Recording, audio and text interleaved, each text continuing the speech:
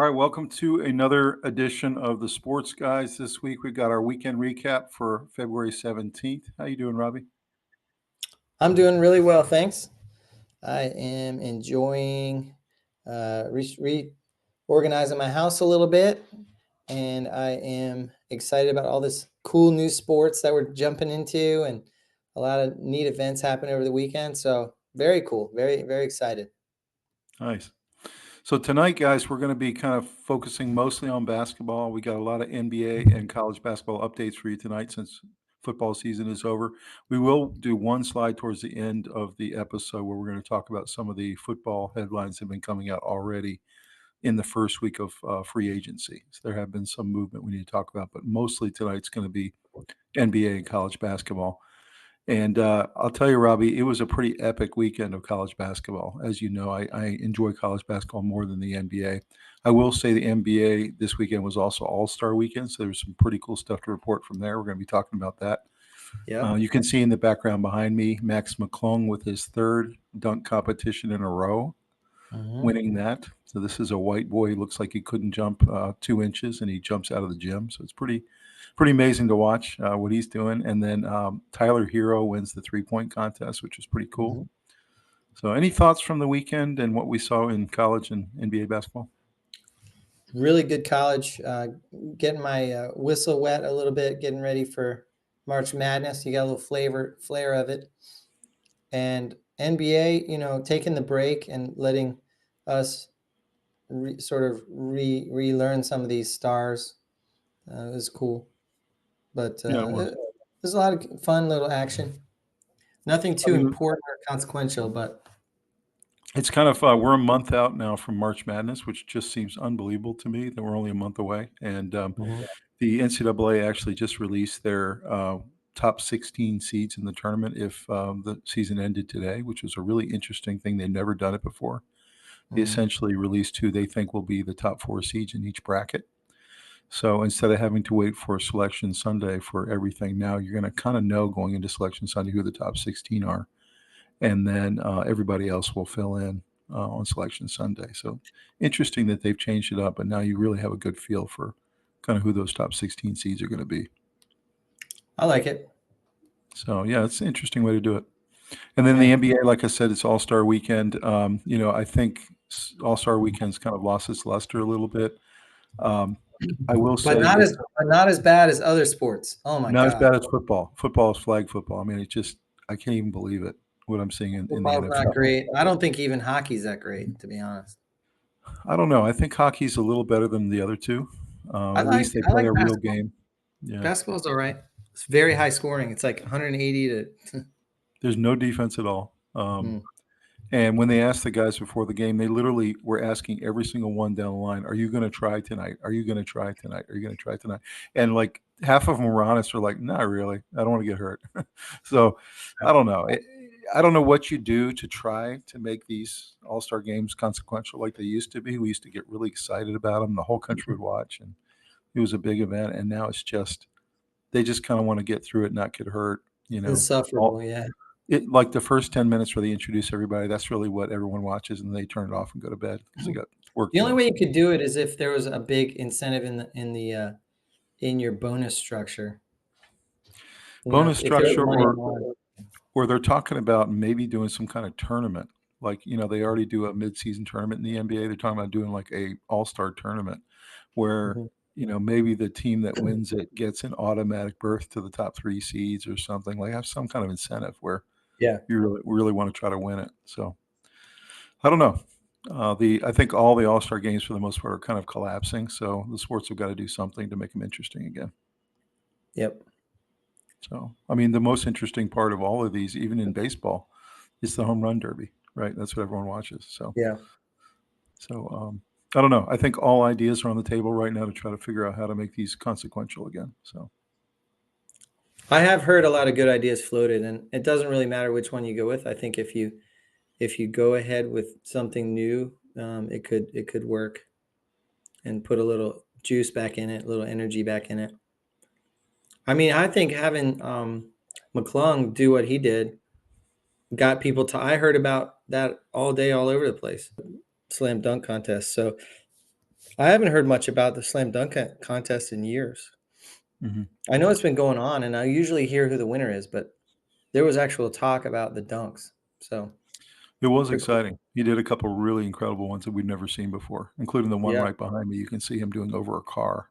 It's really Yeah, he incredible, got and 4 perfect scores. So then his final dunk that he won the whole thing on, he dunked 2 balls at the same time, which was mm, incredible. I've never yeah, seen that before, so he got what do you 4 think perfect about scores. Cooper Flagg and Broome and some of these guys in college that are just tearing it up? What are your thoughts It's about got to them? be between those 2 players. Has to be. I think they're so NBA ready. It's scary. It's true. Yeah, Cooper they're ready. is actually I think he's better than advertised, and I didn't think that'd be possible because he had I so think you're much right. hype.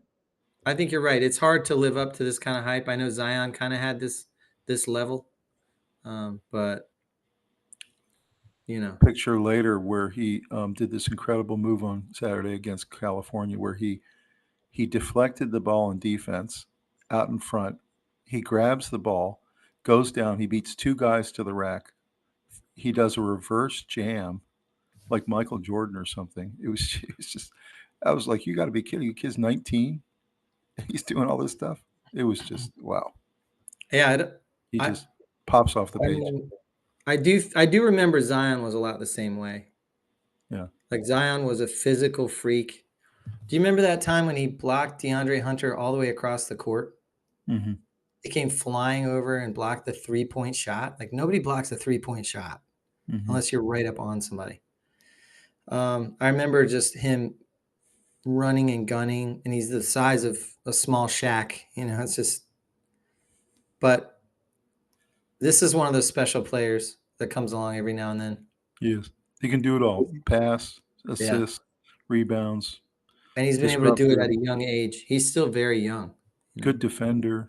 He can shoot from everywhere on the floor. Jams all over the place. It's crazy. This slasher. And then Broome is fantastic, but I will say I think Auburn is clearly the best team this year. You had 2 key games that Broome missed this week, and everyone was saying, "Well, they're gonna lose." They won both games by more than 20 points, both of them against SEC opponents. So, without Broome. So, I don't know. I just think they're so loaded, Auburn. Yeah, And yeah. when you Until this weekend, I honestly did not know the level of separation between Auburn and the others, and I watched that game, and what I saw was Alabama playing great. They showed me a whole lot, Alabama came back quite a bit because they were down 25 and points at one point. it's just still not. They're not. There's no team I don't think in Auburn's class, I agree. Absolutely agree. What's and I do think interesting Alabama might be second in the country in terms of talent. I think it's possible. It's Alabama or Duke. I think those are your top 3. Alabama What's and Duke interest are either 2 and 3, but I do not think that it's close between 1 and 2. what's interesting is when the NCAA released their 16 seeds today, the first time that they've ever done it, um, they essentially made the SEC 3 out of the 4. So, you got Auburn, Alabama, and Florida are 3 of the 4 top 1 seeds. I mean, that's just incredible. Where does the SEC come from? I don't know, but they're loaded this year. Must be NIL, you know? Yeah, it has to be. Has to be big budget, I would think. Only ACC team in the top 25, Duke.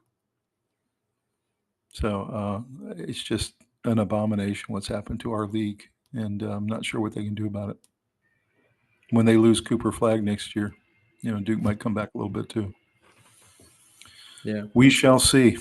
Well, let's go ahead and dive into this material. We got a lot to cover tonight. Let's go ahead and Let's get it. do it.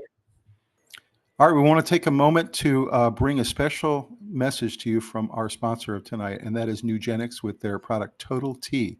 And Total Tea is a product that is made of a natural culinary herb, which is Tresnor. And Tresnor is a product that actually gives you 53% more energy, 48% more drive, 44% more muscle build, better sleep, and better repair of your body when you're sleeping.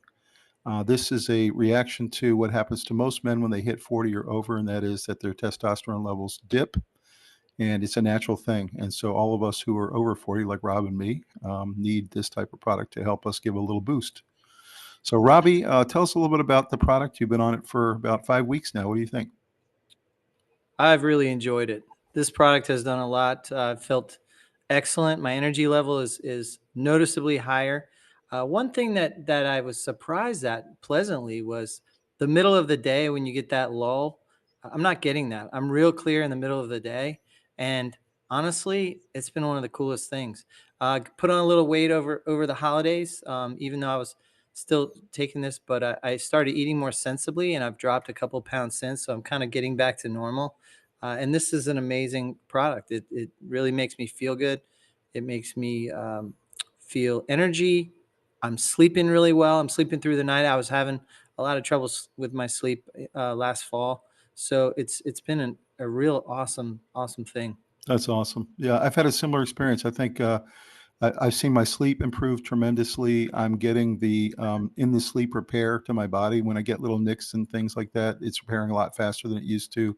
I'm the same way. I'm not getting that afternoon lull. I'm feeling tremendous energy all day long, which is really great. And I don't know, it's just been a fantastic product for me, and I'm glad it's been the same for you. Yeah, it So, has. so all you guys who are listening tonight, subscribers, check out NewGenix Total T. You can find it on the internet. You can actually find it at newgenixsamples.com. And you can get a 14-day free sample. They'll send it straight to your home. You can try it yourself and tell us what you think. Drop us a comment. You'll feel Thanks. great if you do. Thanks so much. All right, so this is our weekend recap, February 17th, basketball at center stage. You can see that epic picture I was telling you about, Robbie. Max McClung, that was one of his perfect scores where he jumps over the car, grabs the ball from the guy just standing there, goes over his head, and then does reverse jam. That reverse jam is unbelievable. I mean, it's just incredible. This kid can't make the NBA. He plays in the G League. He's played in the G League a couple of years, and he had a couple cups of coffee, but he doesn't shoot well enough to make the NBA. So he essentially is like the biggest star in the G League. And then every year he comes out and wins this dunk competition. And Yeah, he's got a specialty. skill. Yeah, that's right. And a specialty. And then Tyler Hero takes down a couple really great shooters. It was really surprising result there. Gets his first 3-point contest win there. So what are your thoughts about these two guys? Well, I mean, the Tyler Hero 3-point was real close. It was a good competition. And I think McClung had some competition too, but I just think he had 4 spectacular dunks that were scored perfectly. But you know, there was a guy earlier in the competition in the 3-point that the guy tied the record for the most in one round or whatever. So Hero just had a nice steady 3-point day, and he won it, and that was pretty cool for him. I'm excited because I'm a Heat fan, so good for him. I'm a fan of his too. I like Tyler Hero. He won the final round by 1 point, which was really close, like you said. So Yep. It's cool to see. The other And he had big stories out of the NBA, of course, are the Cleveland Cavaliers and the OKC Thunder. They're the two surprise teams, came out of nowhere, both leading their respective conferences and both been playing fantastic. And both are really definitely big contenders this year. So any thoughts about them? We talked a little bit a couple weeks ago in our NBA preview show. it looks like they're kind of definitely the two to beat. You know, I didn't really realize how far ahead the Thunder are. They're absolutely crushing it. So, yeah, they're up by 6 games. What's amazing is these two teams suffered for so long. Cleveland after LeBron left, and then the Thunder, they were in the lottery like 10 years in a row or something. Yeah. And finally, all those drafts compounded on each other finally has produced these two teams that are really fantastic. Yeah, it's exciting for them. I mean, we have some players that we follow on the Cavaliers, and we're excited for them. And yeah, OKC, it's kind of nice when one of those Midwestern states that doesn't have a lot going on can have a dominant team to root. The whole region can get behind them. So They haven't had a team like this since when they had Harden and Durant and all those guys. So that's right. Pretty cool to see. Then on the college side, we talked about, of course, Flagg and Broome being the top 2 players, Duke and Auburn being the 2 of the top 3 schools in college basketball. So we'll definitely get some more into that. So let's look at some of the NBA headlines. First one is there's ripple effects that have come out of the Luka for Anthony Davis deal that likely will be felt for years. Everyone, especially in the front offices, all the NBA franchises are trying to digest this deal. My feeling when I first heard about it was that it was kind of an even deal, but I now believe that Lakers actually got a better deal out of this. They got a 26-year-old star. Yes, he has defensive liabilities, but when you pair him with LeBron and the team they already have there, it instantly takes them from about the 8 seed to about the 3 seed in the West.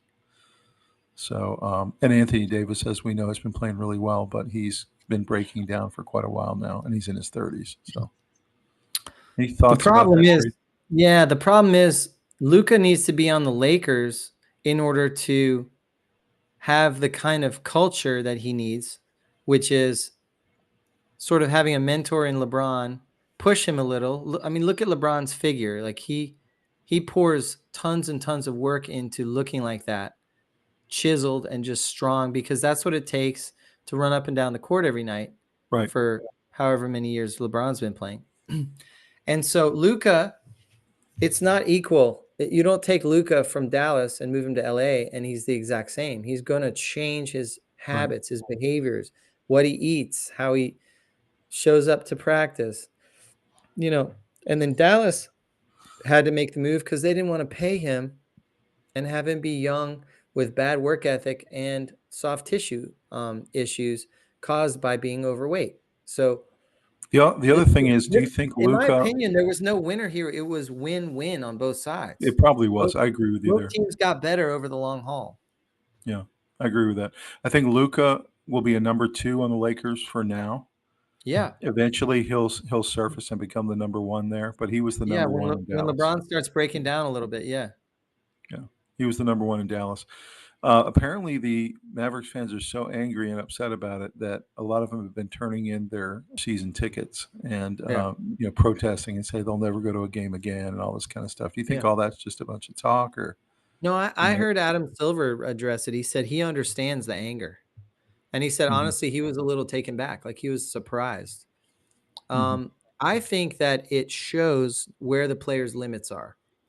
You can't be a little bit lazy, a little bit lacking somewhere in your game defense, a monster scorer, and just be able to get max contracts. There are limits to, you have to be an everything player to get a max contract. And so I think that's good to find out where the limits are, because Luka was lined up for a tremendous deal with Dallas, and they didn't want to pay it. And then Anthony Davis comes in, and in his first game as a Maverick, he plays 1 quarter and gets hurt and is out for a couple games. He's going to keep,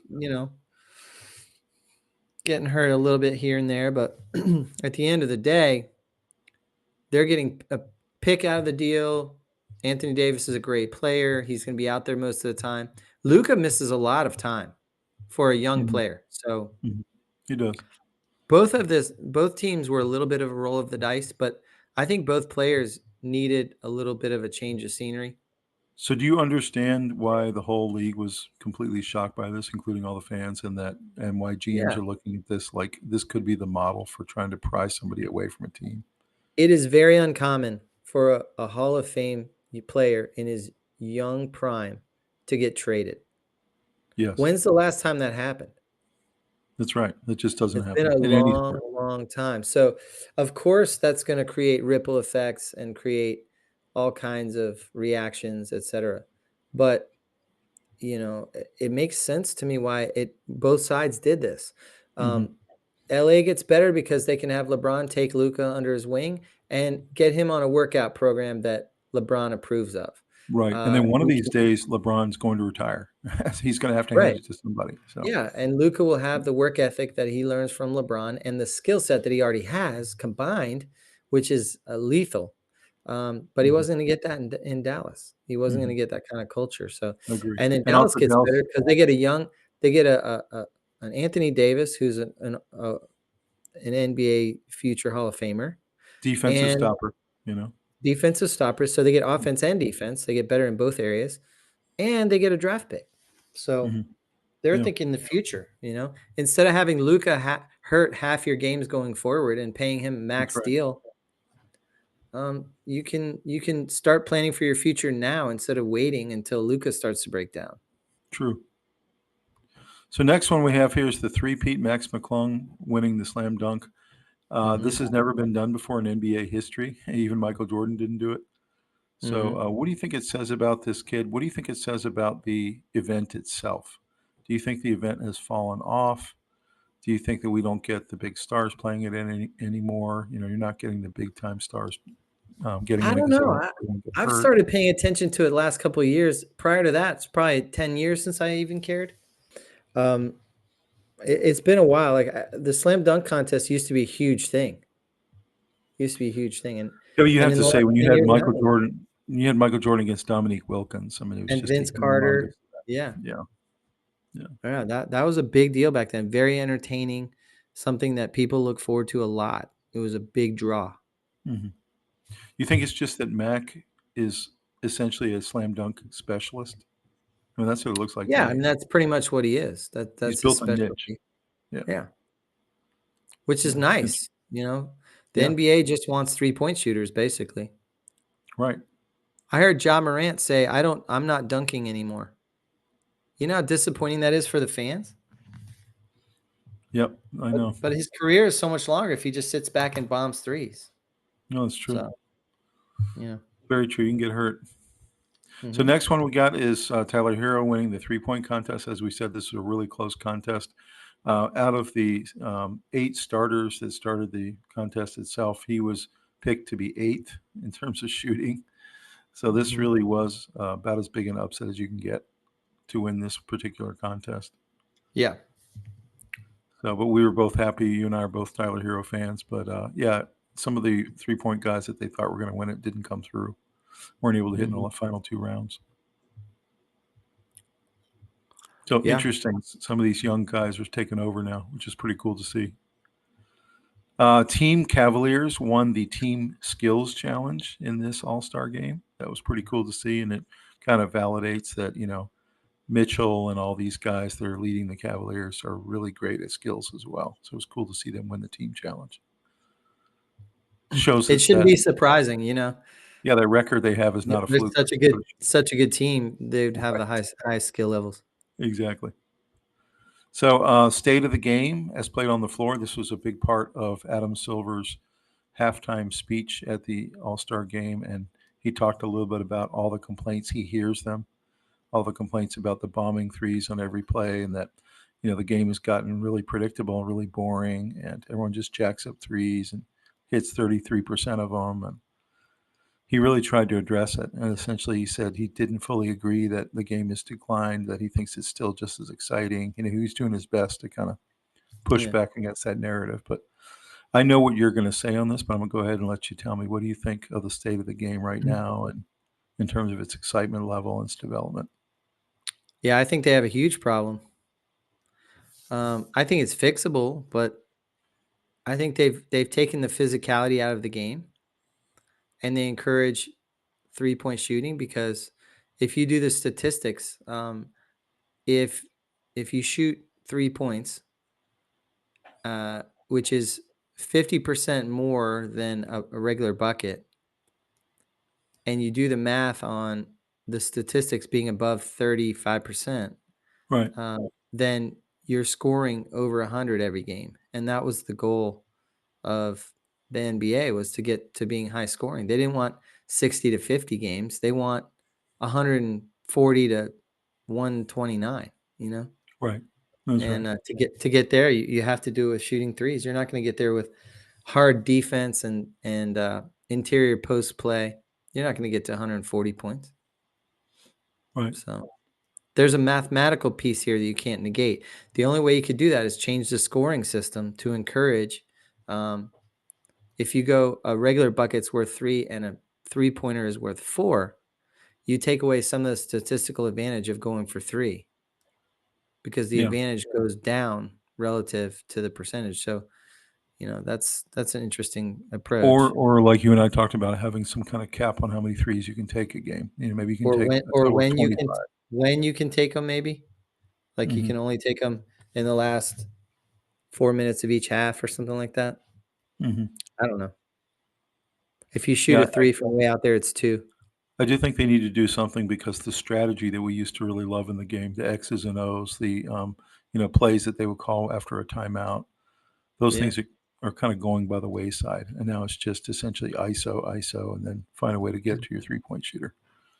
Yep. So it Step is a problem. He tried to address it. I don't think he did a very good job addressing it. It's still a problem. Everyone knows it. right. We know why it's happening. Obviously, statistically, it makes a lot of sense, but it's not as visually pleasing as it used to be. It's just not. No. So, so Yeah. next one was pretty cool. Dikembe Mutombo, who just passed away recently, had a humanitarian award named after him. They have a similar award in the NFL, which is the Man of the Year award. So Mhm. they named this one the Dikembe Mutombo Humanitarian Award in the NBA for the player who does the most humanitarian or charity type work. So, what are your thoughts about this being named after him? I think it's a big honor, posthumously. I think that's pretty cool. He definitely did a lot of good work in the community. He did a lot Um, of work in Africa too, so that's what yeah, they're trying in to Africa promote. as well. Yeah, Yeah. So that's fantastic. yeah. I really was happy to hear this. I really like Mutombo, and because of the work that he did, this really is a good honor for him. So we'll see who Yeah. wins the first one next year. Growing up Next one watching is him, growing up watching him, it's pretty exciting to have like a lifelong humanitarian award named after him. That's right, pretty cool. and he died way too young. I mean, that was Yeah. incredible. Yeah. So next item here affects my Hornets. That is Mark Williams has not returned to the Hornets since being rescinded in terms of his trade to the Lakers. What a weird situation. He was traded to the Lakers for Dalton Connect and a couple of other players. He was Mm. supposed to solve the Lakers' center problem and join Luca and LeBron for a NBA playoff run. And then he goes and gets his physical and fails the physical, which nobody really understands quite why. So then they ship him back to Charlotte, and Charlotte is now protesting with the league, saying that they want this trade to go through and that there was nothing wrong with Williams, that he shouldn't have failed any physical. So it's a really weird situation. Dalton Connect has re-reported to the Lakers, and Mark Williams has not re-reported to his team. So, any thoughts on this one? It's a weird one. I don't really know. I know that they said that Williams arrived with 2 ailments or something like that, Hmm. shoulder and hip or something. Right. I don't really know what to make of it. It's an He odd one. said he says he's ready to go. He doesn't know what they're talking about. So, and now he won't play for the Hornets because he's worried that he'll hurt himself and that he'll crush his chance to actually go to a real team because the Hornets are pretty Yeah, bad this year. yeah. So he's being fined every day now because he's not showing up for work. So Yeah, it's really, an really ugly sad and situation. strange situation. Now all of a sudden the Yeah. Hornets have this asset that doesn't want to be there. Yeah, So I'm not really sure what you do about it, to be I honest. was kind of excited we got Dalton Connect and we can kind of try to develop him, a young player with LaMelo Ball. So I don't know. I don't know how that's going to come out. This official challenge is actually being heard next week at the NBA board. We'll see how it comes out. Next one is the Timberwolves ownership dispute. Really interesting. He was actually asked about this, Adam Silver, at the press conference. There's this really weird situation where the two minority owners of the Minnesota Timberwolves are ganging up on the majority owner and claiming that they had an agreement with him that he was going to sell the rest of the team to the two of them, that they would be buy owners, and that the majority owner would get out of the way and sell his stake, I guess. And he claims he never made such an offer or agreement. And so now this is going to go to a lawsuit, and it's going to go to the NBA, and it's really, really messy up there in Minnesota. So, any thoughts about this kind of unprecedented situation we've never seen before? I don't know what to make of it. It seems like kind of a he said kind of deal, Yeah, because the reporters keep asking for proof and give me the contract, and nobody will produce anything. So I don't know. yeah. Seems like maybe it was an oral agreement, and those aren't really enforceable. Those are not enforceable. Right. Yeah, I mean, I don't know. It depends on how much there's a paper trail of it. Yeah. So the That's question all I here, can though, say. is let's say the court or the NBA says, look, he never signed anything, so you don't have any update here. How are these three owners going to work together? Like someone's got to buy Mhm. the other one out, right? This isn't going to work. Pretty much. Yeah. It's a really weird situation there. We'll be following it. So the All-Star game format, as we just said, in all sports, the All-Star games have been declining and degrading, but apparently the NBA teams got together 2 days before the All-Star game to discuss how they could put a tournament-style event together for All-Star game weekend and try to heighten the competition and make kind of like an in-season tournament where there's some kind of stakes that players would actually care about. Mhm. So do you think that could possibly work? They could put something together that has a little more incentive? I think so. I mean, I think that you'll have the purists always fight it, but some people want to try anything. I think this makes some logical sense. They're having a little bit of struggles making their game exciting, and they're trying to invite in a more dynamic play-in system. And um, you know, I I think it's a great idea. That's the kind of stuff that people should be trying when their sport You know is what I like lagging. about this is the NCAA has this down. I mean, you have opening season tournaments in the NCAA, you have midseason tournaments, you have the NIT, you have all these different options. So, and the NBA already has an in-season tournament already. So maybe you just add another one that happens on one weekend. You have a winner at the end of the weekend, something like that. Mhm. I might actually watch that. That'd be pretty exciting to see who wins the trophy. I think so too, because I think Yeah. people will play harder defense, and it'll be like old school uh playoff format. If there's a trophy available and you give all the winners 500,000 or something, some kind of incentive, they'd go for it. Yeah. Yeah. Yep. I like it. They gotta do something with these all-star games. The NFL one has devolved to completely kind of why do Yeah, you it's have it? flag football, like, Like, why do you so have it? sad. It's so sad. So the next one is Draymond calls NBA games boring with no substance. And he's essentially his biggest complaint is that the game has gotten rid of all the physicality. So, saying similar to what you were saying I mean, earlier. yeah, Any Dennis thoughts? Rodman could not play today. I mean, So do you you know, do you agree with him that NBA games are boring and that they've taken all the physicality out of it? pretty much. Yeah. Yeah. I mean, I Pretty think much. it's pretty clear that's the case. It's all threes and it's, you know, you can't touch anybody or it's immediate foul and you get fouled out by second quarter, if you're a physical guy. Right. So, so next one is Carmelo Anthony and Dwight Howard lead the class that just got named as finalists for the Hall of Fame class of 2025. These are guys that been around a long time, had really distinguished careers. Thoughts on these two guys finally getting some recognition? I mean, I think they're pretty like, I don't know. I think they're pretty close to that level. I'm not sure that either one is shoe-ins, but They um, do they do feel kind of edge Hall of they're Fame, edge. like Yeah, they're both fringe. edge. Yeah, but I Maybe. don't know. I'm kind of happy for them. They were both really great for Well, the NBA. I'm happy for them, Mm, and I wish them nothing but the best. I hope they get in, but if you were to ask me, do they belong in? I'm not sure. yeah, You know, we'll see, we'll have to see if they get it or not.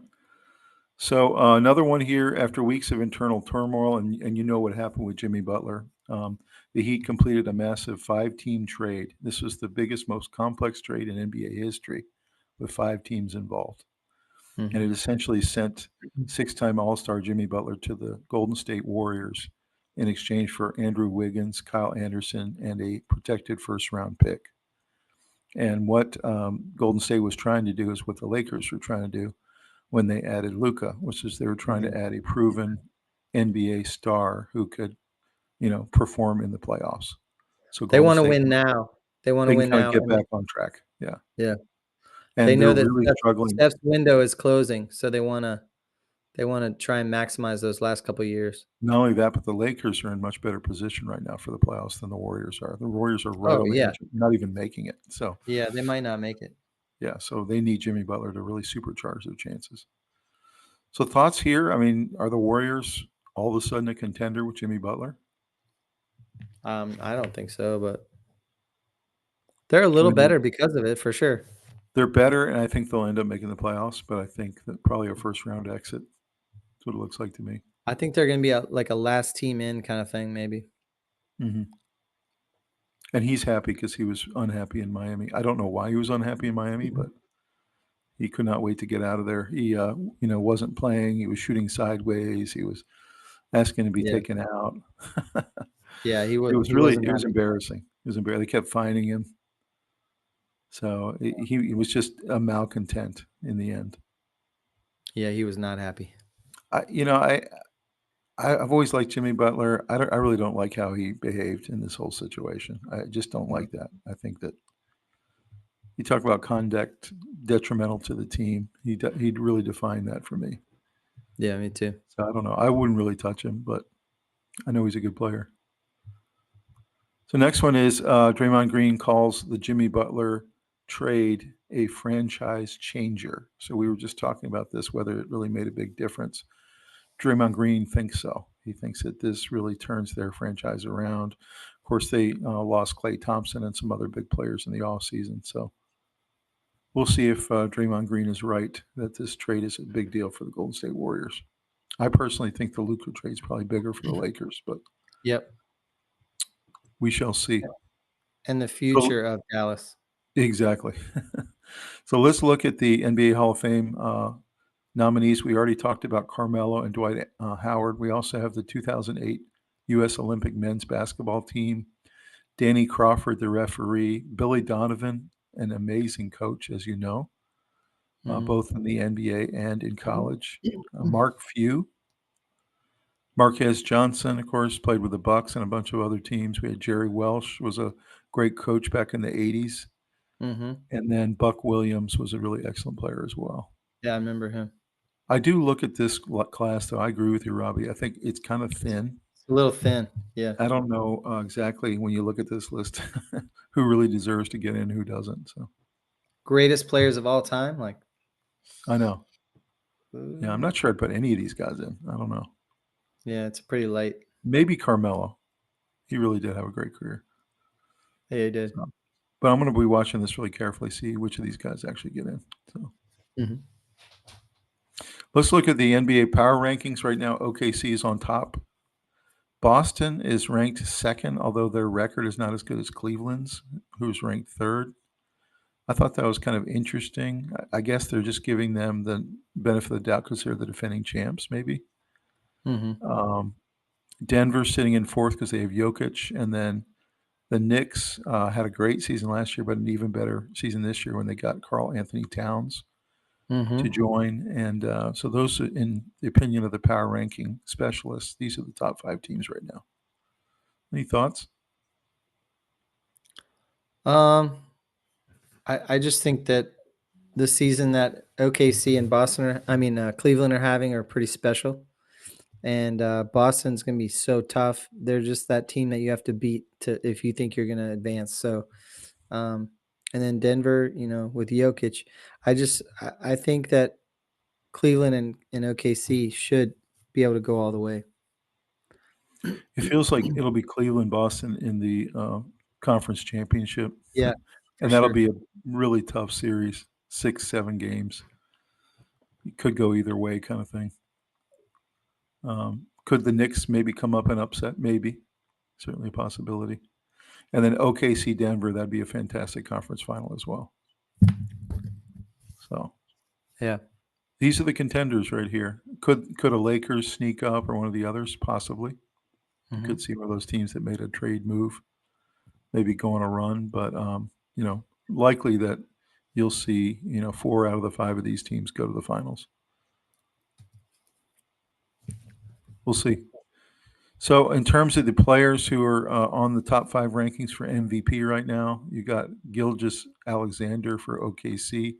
Right now, he's Yep. the top leading contender for MVP. Jokic is second. You can see what the numbers are for these guys. They're having fantastic seasons. Third is Giannis for the Bucks, having another amazing year. Jason Tatum is sitting in fourth, and then Karl Anthony Towns in fifth, the new guy who just went to the Knicks. Mm-hmm. So, what do you think about these top five guys sitting in the MVP race?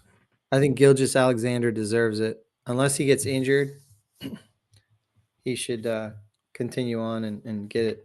But I actually agree with that. He's been absolutely dominant from beginning to end. he's just so Really, good. and leading his team so well throughout the season. Yeah. All these guys would be deserving, but I think that he should get his first. I agree. We'll see if he can finish it out. So let's take a look at the NCAA, some of the headlines in college basketball. You got Auburn reclaims the top overall seed in the latest bracket predictions. As we said, they won 2 games this week without Broome. And then on Saturday, they got him back and they beat their rival Alabama in an incredible game. I think you watched that one, Robbie. I did. And Alabama played really well and still lost by 9. So Yeah. I mean, Auburn's just Alabama really played tough, and I kept looking at the score, and it would just close a little bit, but it wasn't enough. It was Auburn was really tough. Yeah, they're really good. I think they're steamrolling on their way to the Final Four, I think. Should be. So here's the headline coming out of that game. Auburn survives, number 2 Alabama, and number 16 Wisconsin knocks off number 7 Purdue. That was a really thrilling game in Purdue. Yep. That game was 94-84, really high scoring, really great Big Ten game. So a lot of really great games on Saturday. It was really fun to watch. Oh, yeah. All these teams are going to the tournament. In terms of the dribble handoff, Purdue's Braden Smith and Memphis's PJ Haggerty among picks for college basketball's top guard. So in terms of the top guard award, those are the 2 guys who are leading right now. Mm-hmm. We'll see which of those 2 guys actually win the award. I think it'll be one of those 2. They're both fantastic. They're going to be really good pro players. Oh, yeah. Next one here is we have Penny Hardaway, who's come to the Memphis program as a first-time coach, and he's created a new culture, a new staff, a new perspective, and essentially is now finding success with this Memphis squad that's going to be in the tournament. He's completely turned their program around, made them really competitive. So what's your thought about Penny coming in, never coached before the last 2 seasons, and he's put this new culture in place for this program? I think he got in a little trouble last year. And I think he's doing a really nice job. He's growing up fast on the job. He's learned how to massage situations in a way that's a lot healthier, more successful. I think he's doing a good job in making Memphis into a top program. Agreed. And he's making it a destination. That's what all these guys talk about. If you're in the world of NIL and transfer portal, you got to become a destination program. That's right. To be really good. Yeah. And he's done that. They want to go play for Penny. So I'm kind of happy to see him have success. I've always been a fan me too. of his. I liked him as a player. So yeah, Memphis is going to be a tough out. Next one is Michigan State's Tom Izzo hit a really huge milestone. He broke Bob Knight's Big Ten wins record. This was a big deal this week. He's been getting congratulations in from all over the basketball world. So what's your thought about Tom Izzo? Do you think he gets the credit he deserves? I mean, obviously he's going to the Hall of Fame and all that, but no, I think he's one of the last old school guys left. He always has big men that are impossible to stop. He's always got a talented roster, and they play tough in the tournament. And he's a great coach. You don't really want to coach against him. No, you don't want to coach against him at all. Yeah. So he does a good job. I think he's underrated. I do too. Congratulations to him for breaking Bob Knight's record. That was a big deal. Yeah, it's a huge deal. Next one is this incredible dunk that I was telling you about where he stole the ball, dribbled down, did the reverse jam. It was unbelievable. This kid's 19 years old. Cooper Flagg's college mixtape is going to be crazy. Kids will be still watching it in 20 years. That's the kind of highlights he's had from this season. Yeah, he's a special player. Anything else we can say about Cooper Flagg and what he's doing in his freshman year at Duke? He's beyond his hype. Yeah. I was actually worried about him in our preseason episode when we talked about. I was a little worried that he was going to be overhyped and that he would Yeah. disappoint. I But think he heard some of that, and so he really doubled down and works really hard. I think that's why he's leading the team in almost every category. his highlight reel is incredible for a college player. It's Yeah, really that's right. he should join the dunk contest next year. He really should. Yeah, probably. It'd be fun to watch. The next one we got is Seton Hall stuns UConn twice with thrilling last-second OT win. This was an incredible game. I watched the end of this game, and Seton Hall hit a three-pointer with 2 seconds left to tie it and take it into overtime, and then hit a three-pointer in overtime with 3 seconds left to win it. So you don't see that very often. 2 three-pointer daggers to beat UConn, who of course is one of the best teams in the country. So that was a cool one to see in the Big East. Yeah, it was a really good Big East matchup. This was Tournament very games, interesting. Men's basketball committee this year just approved a single site for next year for 2026 for Division 1, 2, 3, and the NIT. So in a 2-week period in Indianapolis, they're going to do all these tournaments in 2 weeks. Not tournaments, but I mean like the Final Fours. So they'll Yeah. do the Final Four for Division 1, 2, and 3, and the Final Four for the NIT, and they'll do it all in a 2-week period in Indianapolis.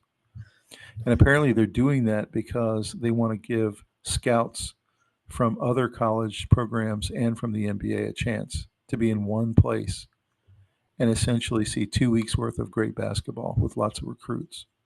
So they're doing it kind of out of convenience. So you can just get yourself a hotel room for 2 weeks in Indianapolis and see all this great basketball. So what do you think about that? Is that a good idea to have single site for all the championships? I mean, I don't know all the reasoning behind it, but it sounds fine. I mean, I think it would be cool, middle of the country, have everyone come in. Does it give an unfair advantage for that place? Maybe, but So you I have don't the know. Division 2 and 3 Final Four one weekend, then you have the NIT during the week, and then you have the big Final Four the next weekend. So within a Right. 2-weekend period, you put them all together in the same place. I It do would be think it's good much for more the convenient for economy. the scouts.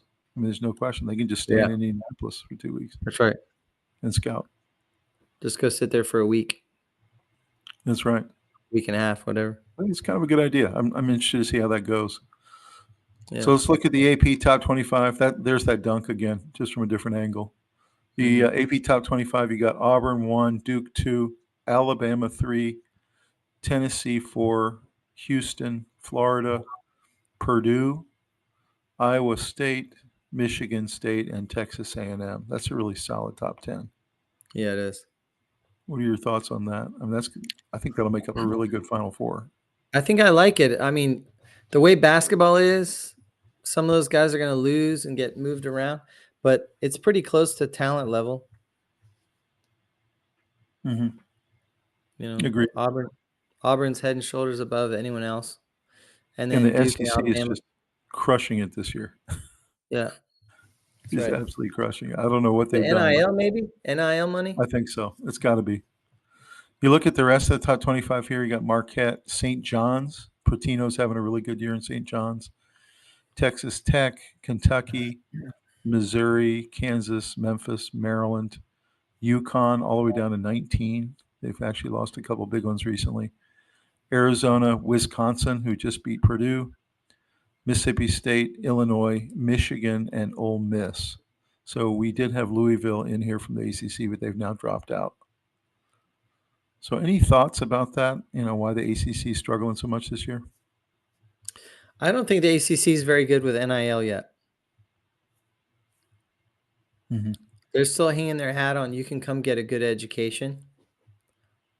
And people are thinking, why do I need an education if my whole goal is to make it to the NBA and play there 4 to 6 years, and then, so I don't know, but it seems like the ACC is behind in their thinking.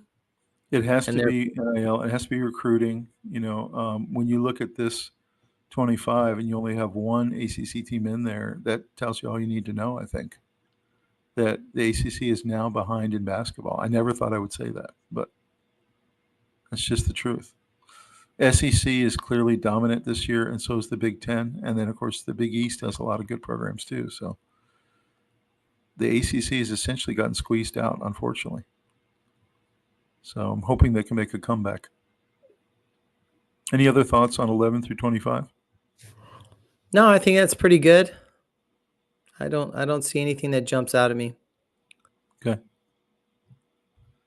All right, so looking at this thing they released today, the NCAA released for the first time the top 16 seeds.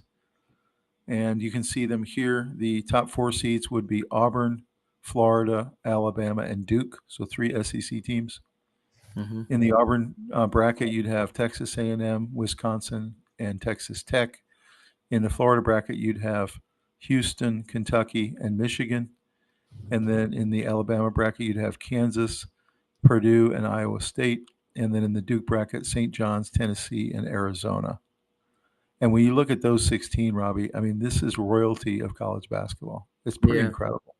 This is all the blue bloods all together in one 16 bracket. Yeah. So thoughts about this tournament and how in the world are we going to pick? Who's going to be the Final Four? Tough. Man, that's going to be tough. It is. This is a brutal bracket. Interesting quote here. If Flagg continues on his current road and all the dominoes fall in order, he could basically deliver Christian Laettner's entire college career in the span of 9 months. That's crazy. I mean, that makes no sense. In one season. That's the kind of year this guy's having. It's pretty crazy. Mm-hmm. But I kind of like this new bracket preview. It's a month out. Of course, it'll change a little bit in Final Selection Sunday, but it gives you a really good idea of what the tournament's going to look like. So, all right, so this is our subscriber challenge of the week. Subscriber challenge number 1. Way too early March Madness Final Four. I've got the 4 number 1 seeds here: Auburn, Duke, Alabama, and Florida. And our question to you guys, drop us a comment down below. How many of these number 1 seeds will make it to San Antonio? San Antonio is where the Final Four is. And also drop us a comment if you don't think any of these guys are going to make it, or if you think maybe only one will. Who are the other teams going to be joining them in the Final Four? So, Robbie, how many of these guys do you see making it? Probably 2. 2? Which ones? Auburn and Duke. You think so? Yeah. I think so too. I think there's a possibility Alabama can get there. Like you said, they may be the second best team in the country. No, they're really good. I just don't think all three out of the 4 are going to make it. I think there's going to be upsets. Would you be shocked if Auburn and Alabama go to the Final Four? No, I almost said Auburn and Alabama. Yeah. No, I won't be shocked at all. Really unlikely you'll have 3 because the tournament's just so hard to get there. It's so hard. So 2 out of 4, I think, is about right. I think you've got them right. I think it'll be Auburn and Duke or Auburn and Alabama. That's my feeling on it. I think Florida will have a good run. They might get to the Sweet 16 or the Elite 8 maybe. Mm-hmm. It'll be fun to see. But drop us a comment, guys. Tell us what you guys think. Let's look at some of our basketball memes from this week. The first one here is the owner of the LA Lakers. That's Jeannie Buss is her name. Buss. She's taken over from the Buss family, and she said essentially about Luka, you're going to have your own section in Lakers history. So you can see she's already given a prelude here that LeBron maybe has 1 year left, and he's going to be on his way out, and they're going to be handing the keys to this guy of the Lakers franchise. So what are your thoughts about that, what the owner said of the Lakers? I mean, can you see that she's telegraphing that they're going to hand the team to him? Yeah, for sure. I'm not sure that she's enough of a basketball person to be saying that. I'm not really sure that I put a lot of stock in what she's saying. But I think that Luka's definitely taking over for LeBron, and we'll see. If LeBron can, but what she's saying is true. This is their thinking. That's the only reason I put it in here, because this. I agree. Yeah, I think they had to do this. I think it was a win-win. I think this was an excellent. This is one of those few trades where both teams won. Mhm. That's my opinion. Yeah, I kind of agree. I think they both had different needs. The Mavericks were not going to pay him anyway, so if you're not going to pay him max contract, then you might as well move on and let him go Hmm. to somebody else and get a bunch of value for it. Yeah. So yeah, agreed. So this next one was interesting. They were asking Steph Curry, what they could do to improve refereeing, and he said he would want to see a refs grading system and make it public. He said, let that be more public, the same kind of way our stats are shown on a nightly basis in terms of the players' stats. So he said, show, how many missed calls, how many made calls, all that kind of stuff. I don't think the NBA would ever do something like this, but it's It'd kind be of an really interesting hard to do idea. that. Do you think that they would do something like this, a refs grading system, I don't know. They might, but I think it's missing the point. I where you think could that maybe for the really important games only have the guys that grade really high on making the right I think it's calls? very subjective. I think there's a lot of opinion in thinking someone's doing a good reffing job. Um, I think the best refs are easily forgotten in terms of the game itself. So in that way, they find a way to not be the center of attention. Plus, they're trying to lower the temperature on how referees are analyzed, don't you think? I mean, this Yeah, just makes it worse. If you're doing nightly stats on ref misses, right. I don't see the NBA doing this at And all. there's so much opinion on whether somebody missed a call or not. Right. I think it's an interesting idea. I just don't think they would ever do it. They would just invite more trouble, I think. But interesting idea. Or do it, but not tell anyone the score, not Yeah, make it don't make public. it public. Don't make it public. Yeah. This was an interesting quote. It's strange. One of the few people that's ever gotten traded and then come back. And this is Dalton Connect. Of course, he was supposed to go to the Hornets. Glad to be back and be part of the team, get to know and learn from Luca now. So he's actually excited to play with Luca. Hmm. So you remember what a great player he was last year for Tennessee. And of course, now he gets to learn under Luca, gets to learn under Yeah. LeBron, Oh gets to go yeah. back into that organization and not go to the Hornets. Hmm. That's Interesting. such a strange situation. I know. He's like, hey guys, I'm back.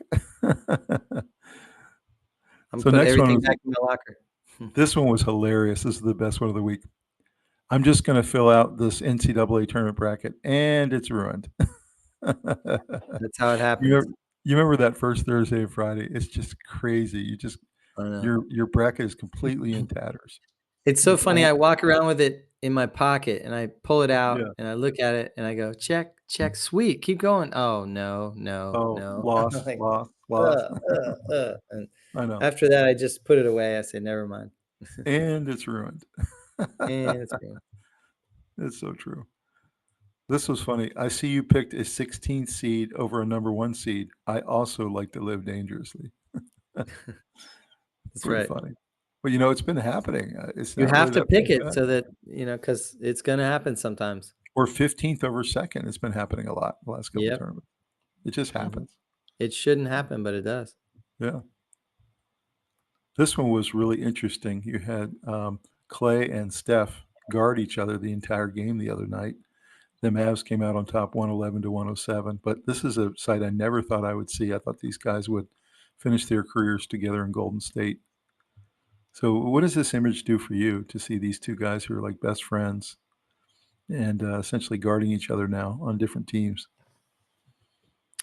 It's wild, but it reminds you that it's a business, which everyone knows, but this is what it looks like. One year you're wearing one jersey and then the next you're wearing another and you're playing against your friend and all Yeah. the nostalgia comes back and And somebody you're gets still booed. friends in the off season, right? But on the Yeah. floor, you're competitors. Yeah.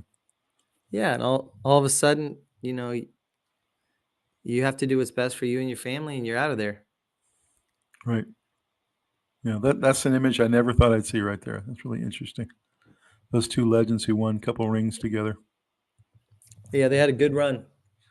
This one was the quote from Draymond. He's helping revitalize what we've got here. The belief amongst his team now is that he's arrived as opposed to what it was before he got, and it's night and day.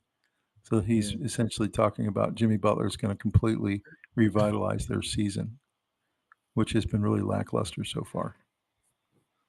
So what do you think the chances of that are going to be for Jimmy Butler to make a big impact?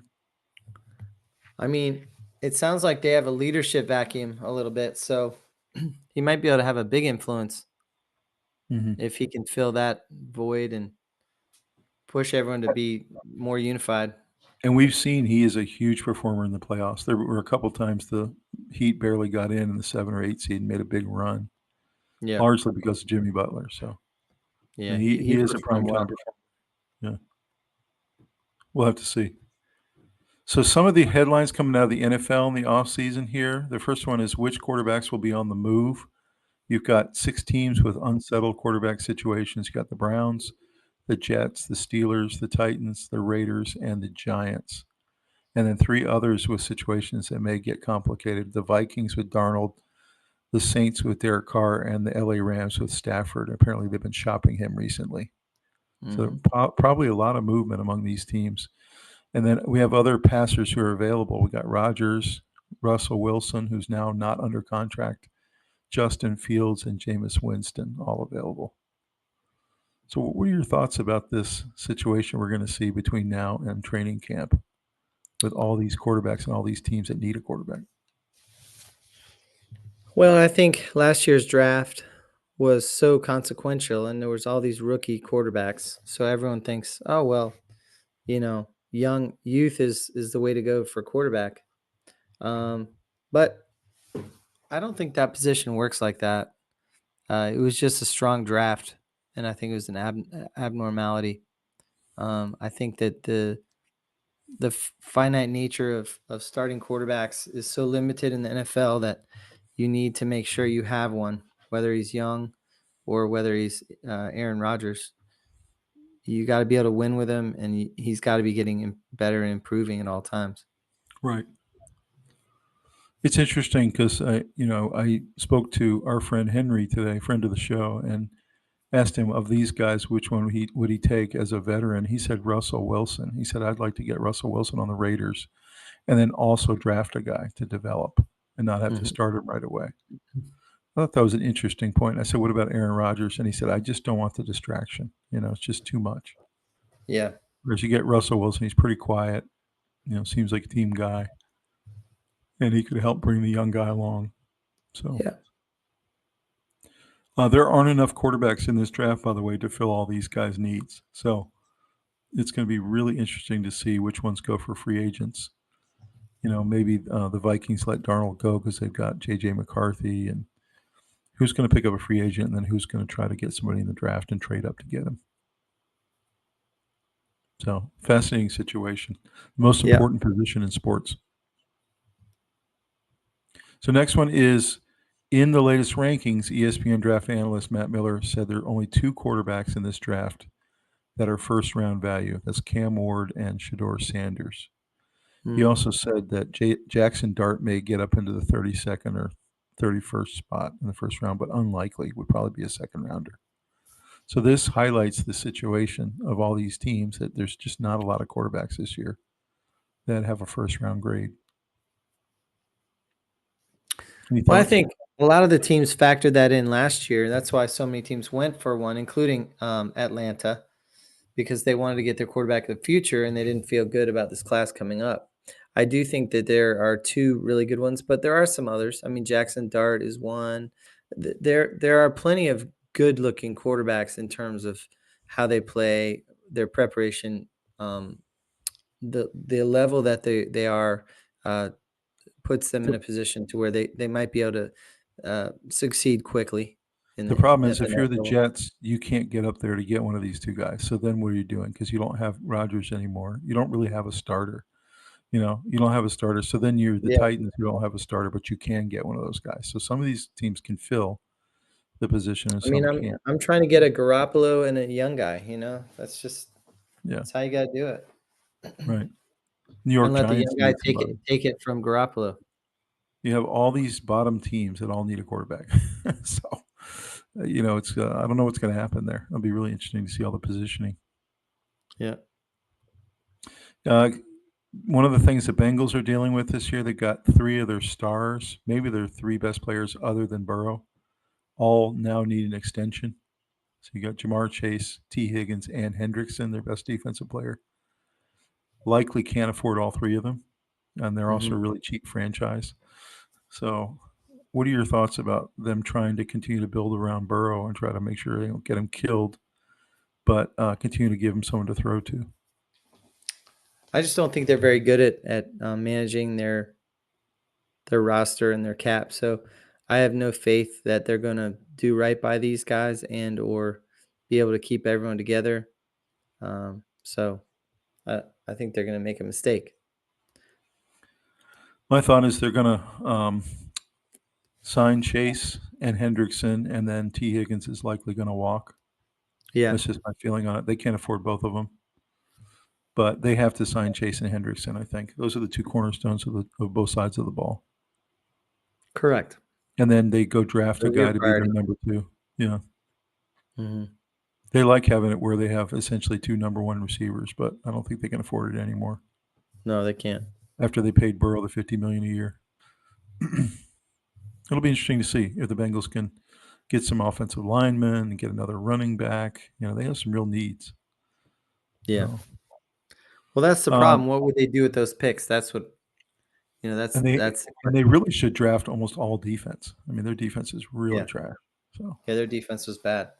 the next headline is lackluster 2025 draft class, and this has caused all the GMs across the NFL not to panic, but to reassess, looking at what free agents are available. Free agent offensive linemen, free agent linebackers, free agent corners. And apparently, a lot of them are putting much heavier emphasis on free agency this year because they're looking at a draft class that is much weaker than last year's. I don't know if a draft class is weaker, but I mean, at quarterback it is. I think there's a lot of good players coming out in this draft. The This is a deepest time, position in this draft is running back. There's a lot of good running yeah, backs, good but running backs. There's a bunch of good position groups, and just yeah, not quarterback. yeah. I don't know. The GMs seem to think that this is a pretty lackluster draft compared to last year, which was really deep at a lot of positions. So Yeah, true. we'll see. So next one here, who's going to be traded in the offseason? So we have free agency, we got the draft, and then we also have trades possible.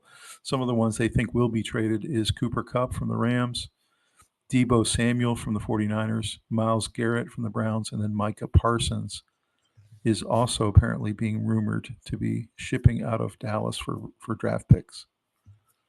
So thoughts about these four? Would it make sense to move them and try to get draft capital? I think so. You always have to try to make it worth someone's while to give up their future. So Cooper So, Kupp because they have Nakua, right? yeah. Deebo because they have all these other star receivers. hmm Myles Garrett wants out of Cleveland anyway, so you might as well get a couple big picks for him. Sure. Micah kind of surprised me that was in the article, that he's being considered, but I think he's becoming a little bit malcontented with Dallas. I think he thinks he's Yeah, and wasting I his think they career. don't like that he does a podcast and he gets on there and talks a lot about how he's not real happy. Right. So how many of these guys do you think will actually get traded?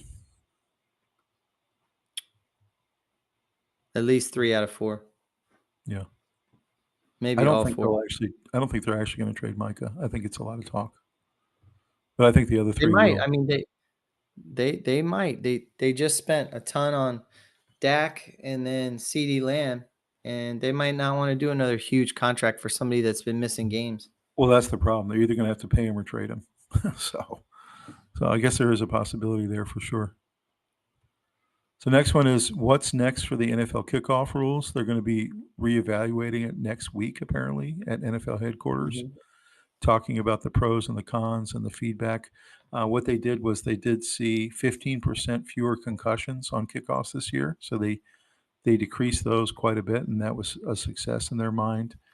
There were 32% kickoffs returned rather than 23% the year before.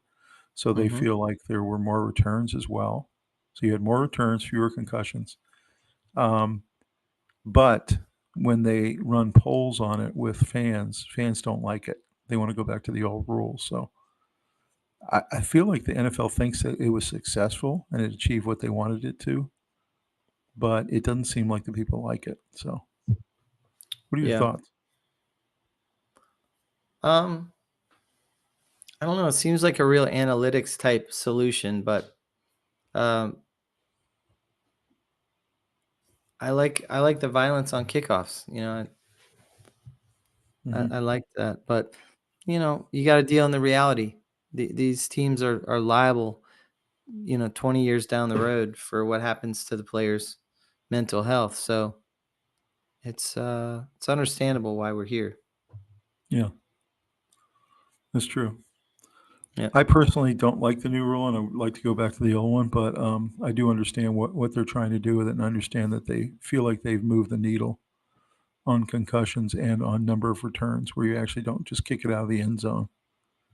Yeah. So I think they might be able to tweak it a little bit more, so it's a little more exciting, and still get some of the same results that they're getting. I don't know. Really interested to see what they come out of the headquarters with this week. So our next one is, will Brock Purdy get his big payday from the 49ers? That's my question to you, Robbie. Probably. Okay, why? For them, the alternative is too scary.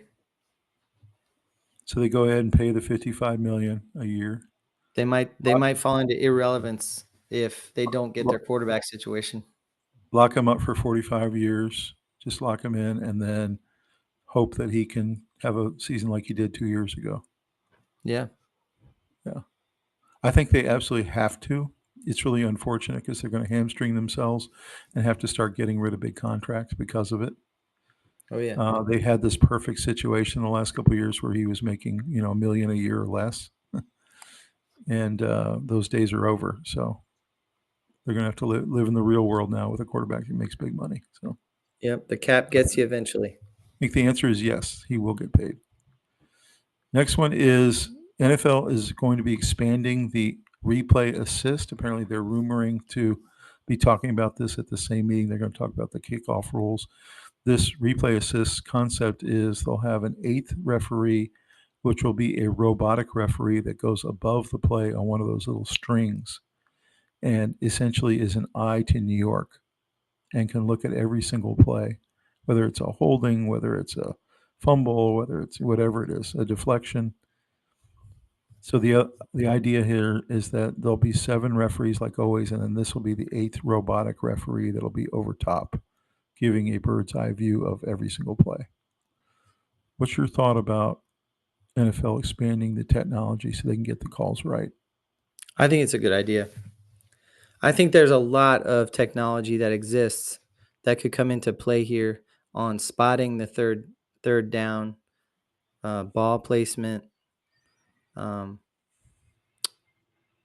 I think that there's all kinds of things that are being used in other sports and in other technologies that would be applicable so easily. So you think So they're I, going to do this? I think so over the next couple of years, yes. I do too. I do too. They have the technology already, so I think they're Yeah. eventually just going to put it in there. And the TVs that we're all watching on at home are getting bigger and more clear, Like and the we can Josh see it. Allen play where we didn't know if he got it or not would have been the perfect kind of play to have this Right. kind of eye in the sky hovering right over top, Sure. Yeah. for that kind of really important play. And I think of all the times where a player just barely gets his toes in bounds and all that Mhm. stuff. You know, you need assistance from technology. I think the If answer is yes here. I think they will put it in. Mhm. Next one is, what is the timetable for the 18-game season? Apparently, that is also an off-season agenda item. The owners very much want it. The players very much don't, and are saying that this would be a violation of their bargaining agreement that was signed 2 years ago. The owners are offering to drop from 3 to 2 preseason games, just like they did when they put in the 17th game. What are your thoughts about, is this going to happen? Are the players going to allow it? I kind of like it. I guess what they'd say is the Super Bowl will get played on Sunday, but President's Day would be the Monday, so everyone would have off. I think the Mhm. NFL would love that. They're really trying to not go away from Sundays, but they also realize that uh, a lot of people have to leave after halftime because it's bedtime. So, I think that's a nice solution. In order to push it back to President's Day, you have to have one more week. So, an 18-game season and having every team has 2 byes would be a very 2 good byes, idea. and you'd have 2 preseason games instead of 3. So Yep. that'd be the compensation. Yep. They also were saying preseason games have become so unneeded, really, because apparently most of the work gets done in these in-practice scrimmages that you play against another team, like Panthers, Steelers, or apparently that is much more valuable to the players and the coaches, are those kind of controlled practices, scrimmages. So I think the preseason games have become a lot less important. Yeah. I think that they're going to add this 18th game, but it doesn't sound like it's going to be a slam dunk. They do need to get the players on board. So I don't know what the coaxing is going to be like, or what they're going to promise the players, but there's got to be something there. I know the TV programs and broadcasters really want this very badly as well. So I think the players realize that the preseason is an unnecessary risk for them, and getting 2 byes would be nice, and having a better Super Bowl product would be nice. So I don't think they're giving up too much. I think they can work in a larger payday for the average player from a bigger TV contract. So things could come together. yeah, I think they're going to get it done. I think they'll end up having 2 preseason games and 18-game season with 2 byes. I think it just There makes could too be much. some rules on you have to play a certain number of players, or Mhm. um, using your depth and stuff, so you're not just grinding the same 22 guys. Right, no doubt. I don't know how they could require that, but So last item out of the NFL this week was the Saints finally got their guy. Kellen Moore comes over. He was the offensive coordinator for the Super Bowl Eagles. Kellen Moore got his ring and then accepts the Saints job and says he feels very ready for this coaching opportunity. He had been rumored multiple times over the years for the coaching job with the Cowboys and a couple of others. And so, but he kept holding out for the right job for him, and he really feels like this is the time. So, what are your thoughts about Kellen finally getting his first head coaching position? it's pretty exciting for him. I think he's gotten to see a couple of programs now. He did a nice job in Dallas. I think he handled Dak pretty well, and all the distractions there, and Jerry, and having a lame duck coach, and then now I think he's done a really good job with the Eagles, Mm-hmm. obviously. And I've always heard recently, in recent memory anyway, the Saints are thought of as a pretty good job. So I'm excited for him. That's a good I think he's going opportunity. to do a pretty good job there. You watch. I think he might Yeah, be they got pretty some good. nice pieces already in place. They need to change the structure a little bit and change some of the culture, but they got some nice players, and they showed some glimpses last year. They just need a little bit new setup, and I think they'll be just fine. They do need to decide if they're going to stay with Derek Carr or not. They've got a big decision there to make, Yeah. or if they're going to make him a backup. Well, let's take a look at some football memes for this week. We got the Steelers have reached out to the Jaguars for a trade for Trevor Lawrence.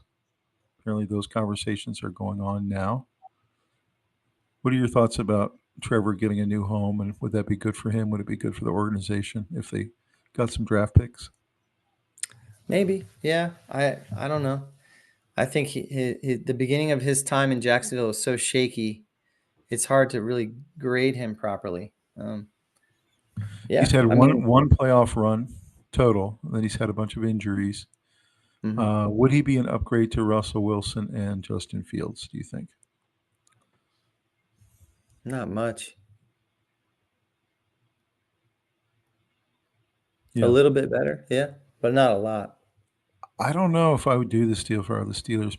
Not that I don't like Trevor Lawrence. I just think, he's sitting at $51 million a year right now. Yeah. It's a big He's not worth contract to that. bring over. Yeah. I don't know. I'm interested to see if this happens. I think it's too big a price for the Steelers. My personal opinion. This next one was amazing to me to watch. The most pressures generated by a rookie in NFL history. Jared Verse with 77 pressures. You can see some of the guys that he beat here, Micah, Will Anderson. What are your thoughts about this guy and how amazing he's going to be in his career? I mean, he's a rookie. He's incredible. he's the next him, you know? Right. He's an absolute beast. Everyone knew he was going to be good, but I think he's better than that. Like he's an animal. That's right. He's got a motor like very few players I've ever And seen. by the way, all these other guys on this list are really good players. You got Jalen Carter there. You got Will Anderson, Chop Robinson, Aiden I know. Hutchinson. These are all really good players, and he's significantly better than all of them. So, yeah. I don't know about wow. better than Hutchinson, but it's Yeah. probably equal to Hutchinson. Yeah. Impact player from the very beginning. I remember when they drafted him, it was like, that was a really good pick. Yeah. You know, he's incredibly disruptive. He's always in the backfield. So he's the kind of guy that every team wants, you know, when they draft an edge rusher. So, yeah, really, really great player. This one was interesting. James Cook has now unfollowed the Bills and removed all his Bills images from his Instagram. He reportedly wanted a $15 million per year contract from the Bills, and he's not sure he's going to get it. And so it's looking like he's going to go into the season disgruntled. So is there when these guys do this kind of thing where they, you know, take off all the pictures of them in Bills uniforms and unfollow the Bills? And I don't know. I think it's difficult to say what's going on in someone's mind. And I think when you see behavior online, it's easy to make assumptions. And I think I'd like to stay away from that a little bit. But I think Cook wasn't terribly happy with the way he was used in the playoffs. And I think that they had a disappointing loss, and there might be stuff behind the scenes. Maybe he doesn't really like his coach very much. but don't you think he's like literally the key to their success? Like, I think he's the MVP on his team. That's they what I should think. give him the money, right? I mean, I just Yeah. don't understand. I mean, he's so I think important. he's the MVP of his team. I Just don't like know. I'd say the same thing with Henry on the Ravens and Saquon with the Eagles. And by the That's way, James. at $15 million a year, he'd be the fifth highest paid running back. It's not like he's asking for an outrageous amount of money. I don't think he's not asking Yeah. for like 25 million or something. I don't know. I think they'll probably get this worked out. I think this is just a negotiation ploy between him and his agent, and I think in the end they'll get this worked out. He'll be back in Buffalo next year. Mm-hmm. He's too good not to be. So next one is, this is exciting for you, Robbie. Miami Very. Dolphins have announced that Stephen Ross has now added a minority owner. His name is Dan Marino, one of the greatest ever for the Dolphins. He paid $400 million for 10% of the team, which I don't know where he got it, but good for him, and really great for the Dolphins to have him in the fold. And really looks like all the teams are trying to add ex-players either as minority owners or co-owners in this situation. So what do you think? Is this going to make the Dolphins better? Is he going to be kind of the face of the franchise? I hope so. I mean, he's a competitive fire kind of guy, and I think the team was definitely missing that. I think that they were soft, and Marino's not soft. He was not the most physically talented athletically, but he was very tough, and he was strong, and he was smart, and he was an incredible thrower. He wanted to win so badly. He was competitive. You know, he could be a lot like Elway was. You know, And he is very articulate. And so I feel like a lot of times they'll add these articulate guys like Tom Brady with the Raiders, and they'll push these guys out in front, even though they're only 10% owners, but they'll be the face of the franchise, and they'll do all the interviews. And that's what it feels like to me, you know, like Magic Johnson does for the Commanders. So I think it's a good move for the Dolphins. I think this is going to add to their franchise. It'll make them better, I think. I hope so. That's my This great one hope. was really interesting to me. The only player in SEC history to win a Heisman, a Natty, and a Super Bowl is Devontae Smith. He's the only one to do it from the SEC. So what are your thoughts about the run this guy's been on the last couple of years? Goodness. He's what a career he's having. I mean, what do you think his trophy room looks like? He's been around a lot of winning. Heisman, a Natty, and a Super Bowl. Yeah. That's pretty unlikely right there. That's yeah. Yeah. Yeah, that's a special career that he's putting together. Just think the Eagles next year are just going to reload with these same guys. They all come back. You just run it back, right? That's right. Yeah. No, that's an impressive achievement for him. So this one was interesting. Keep booing our national anthem, Canada. We just beat you at your national pastime. So pretty interesting game the other night with USA Canada in the Four Nations Challenge in the Canadian sport, their favorite sport. And it started with a fight in the first 10 seconds of the game. I think the visiting USA team wanted to make sure the Canadians knew that they were not intimidated at all. So the fight started out, and then USA won the game 3-1, and clearly outskated the Canadians. So, what were your thoughts on that whole situation? So I watched the game. It was clear that there was a lot of energy in that building. Like it was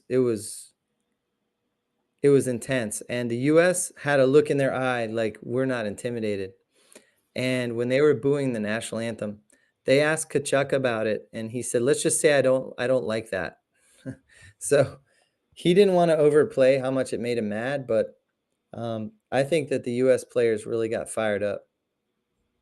I think the US players really took it personally. That's the one sport you can still legally fight in, and I think people love it. Oh, Like look, a couple of fights were fantastic. I couldn't take my eyes off that They were game, so man. good. I couldn't take my eyes off it. Tom, they dropped the gloves before they even dropped the puck. I know that. And they had their second fight with 2 seconds in, and their third fight at the 9-second mark. I know. It was awesome. The refs were probably like, "Are we going to get this game in tonight?" Well, the two Kachuk brothers won their fights, in my opinion. And then the third fight was our center against their huge defenseman. So he just kind of got a little whooped up on, but we weren't backing down in their building. We weren't backing down at all. We were taking it to them. And even though Connor McDavid's goal was beautiful to lead everything off, I think the US kind of dominated after that. A couple of years ago, they had this viral video that went out. I think it was about 2 years ago, where the telecom went out and the American anthem was playing, and it was about halfway through, and it just stopped, and everyone could tell there was a technical issue. And it was a really cool moment where the whole Canadian crowd sang the rest of the national anthem. They sang the American national anthem with pride, even though it wasn't their anthem. That was such a cool moment to see our friends to the north do that. And then 2 years later for this to happen. I don't know. I don't know what's changed, but the rivalry has definitely gone to a new level. Well, clearly there's some politics in here with the joking about it being the 51st state and all those things. Yeah, right. So there's some feelings about that, but I think we have a tremendous rivalry, and I'll tell you what a lot of this is about. A lot of this is not about politics. What this is about is that the Canadians have watched the U.S. young, under 18 team and all those teams coming up, full of American stars that are all young players, and they're starting to be the farm system for the NHL more than they have in the past. And they used to come into the U.S. and kick our butts in every single level of every tournament, and now they can't anymore. Yeah. So you're right; they're getting frustrated. Our young guys are making huge advances, and actually, we're producing better young players than Canada is right now. And Canada's holding on to their old guard, rolling them out at these international tournaments, and we're bringing up guys like, the Kachuk brothers, the Gensel, all these guys that have come up through the youth system, and it's clearly scaring the Canadians a little. Like, what does 10 years look like from now? Right. What does 5 to 10 years look like from now? Exactly right. The U.S. versus Canada. We'll see, but we don't want to get ahead of ourselves. It's still Canada, but the young U.S. players are clearly coming. and you got to It's pay true. attention. To follow on to that same theme, this is an interesting one here. The NFL has turned the Pro Bowl into a flag football game. NBA All-Stars don't even break a sweat or play defense in their game. NHL players are throwing haymakers 3 seconds into the game. So it's just interesting that this one sport, whether it's an all-star game, whether it's an exhibition, it doesn't matter. They just play hard every night. I think the people really appreciate it. That's what they're going to pay the big ticket prices for, right? Yeah. So I Yeah. don't know. It makes you love hockey. I mean, they really play hard Yeah. every single night, They and play they hard. enhance They're all those tough. rivalries. Yeah. And the sport is hard to skate on a little blade at that speed, It's true, and and it's just the very skill. physical. Think about Yeah. all the physicality in all the other games have been taken out. They're taking it out of the NFL. They're taking it out of the NBA. You can't Mhm. even touch anybody anymore. And then this one sport is still physical. So if you like Yeah. physical sport, you're going to go to hockey. You So corner the market with hockey. that's right. So, Robbie, I'm going to hand it over to you, man, for the news and all mailbag right. segment. Well, let's go through a couple of news items. Drake May proposed to his fiance, and they say he takes the knee. So he's like in victory formation. That's pretty cool. Good for Well, him. there you go. Justin Tucker has 16 therapists now who have allegations against the Ravens kicker. It's sad to see him on the same path, it looks like, that Deshaun Watson. So let's see. The Dolphins released Raheem Mostert. That made me a little sad. I'm pretty sure that was a salary move. I have to So think somebody, he's going to get picked up by somebody. He's too valuable, yeah, even as a he's second so back. fast. Yeah, he's a Yeah. good back. The Jets have moved off Aaron Rodgers. So Mhm. that's an exciting new twist where does he still have value? Do people want to put up with his weirdness? All that stuff. I think that's cool to sort of keep an eye on that. I don't think there's going to be as much buzz about it this time as there were in the past, but I think that it'll be interesting to see if somebody who's trying to either do a bridge quarterback situation with a good team and they want Mhm. to draft somebody or um, Jim Harbaugh is having 2 medical procedures this offseason, cardiac procedure and hip replacement. So we pray for him. Hopefully he's doing okay. Mhm. The Daytona 500 was stopped by rain after 11 laps. Mhm. I saw that. So that was interesting. Let's see. Max McClung. Al Golden, the Notre Dame defensive coordinator, was named the Broyles Award recipient for the top coordinator. And now he has gone on to be the Bengals defense coordinator. So he's got his hands full, but also he's a very good coordinator. And I think that he can really improve the I Bengals' think that was a performance. really good hire by the Bengals. I think that's I going to agree. improve them quite a I bit. agree. I agree. As soon as they hired him, guess what happened? The Bengals' opportunity to win the Super Bowl next year in Vegas, Yeah. like more than doubled in Vegas just because of Al Golden. Like their numbers went way up. So Right. interesting. Well, I think that might be overstating the impact, but I think it's going to be formidable, and definitely tangible that the Bengals will be better. They've got a couple nice pieces there, and if they just draft around that, they can improve quickly. So, and that's pretty much it for news. Let's go with our mailbag segment. Thank you for everybody who gave us some comments. We really appreciate that. Mailbag this week. You guys really captured the excitement of the Super Bowl. Excellent review at Liam. That's awesome. Thanks, Liam. What a What do you fantastic remember about comment. our coverage of the Super Bowl and that I mean, episode that we we got a lot of good feedback from the preview show and the show where we broke down the actual game itself. And I just remember I had so much fun doing those shows with you, Robbie, and we had a lot to cover, which yeah. was a really interesting game and a game that was very surprising, especially to me, who thought it was going to be Hmm. a very close game. So thank you, Liam. Yeah, good stuff. This game was totally surprising as to a team that dominated throughout the season and suddenly can't score. Mahomes showed no focus and it brought the team down. Eagles did play great, but it just seemed like the Chiefs didn't play at their potential. Any other day, Eagles would have lost. it is hard to win 3 straight.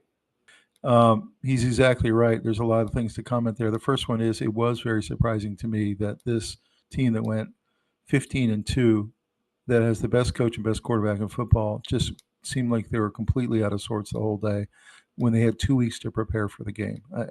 I never would have seen that coming. I don't care how well the Eagles defense played. I would have thought the Chiefs would have made it a closer game and they would have been more effective. So that was very surprising.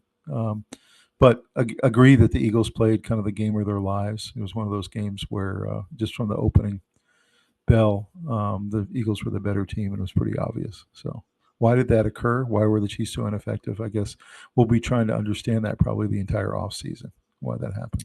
What do you think, Robbie? Yeah, I mean, I saw it differently. I kind of saw this coming on some levels. I knew that the goal for the Eagles was clear: get to a bigger lead than just like 3 points at the end of the game where Mahomes is going to win it. Get a couple score lead and just barrage this mediocre offensive line. They didn't have that much weapons, and the Eagles' defense was opportunistic. They were attacking. So the sacks, the turnover, pick six. So the Eagles just were on full attack with this incredible roster. I saw this coming on some levels. I wouldn't have put money on it, dramatic money, but I felt like there was a possibility this was going to happen because I felt like the Chiefs had really squeaked into a bunch of wins throughout the year. And I feel like that will not win you a Super Bowl. The Chiefs were 11-0 in one-score games. So you're right. Right. It was one of those kind of things. Yeah. Right. I mean, In it's close very games, similar. they It was were very winning similar to weird too. Like they would win from like blocking a field goal. They would win, just It was very similar to the Vikings this year and the year before, where the Vikings had these big records, 13-3 and stuff like that. Yes, they were good, but they were winning every single close game, and you just can't do that all the time. You can't go into the playoffs and expect to win a close game when you're winning every close game against bad teams. So yeah. good comment, Fred. But yeah, I agree with you. It was very surprising to see how ineffective the Chiefs were in this game. Yeah. No, I think there were a lot of interesting points in there. I don't think that any other day the Eagles would have lost. I don't agree with that. I do think that Mahomes didn't have his best day, but I think the amount of pressure he was under was uh, unbelievable, actually. So he just wasn't superhuman that day. He was just very good. So, all right, next one. Thanks so much for your analysis, Sports Guys, as always. Real estate investment.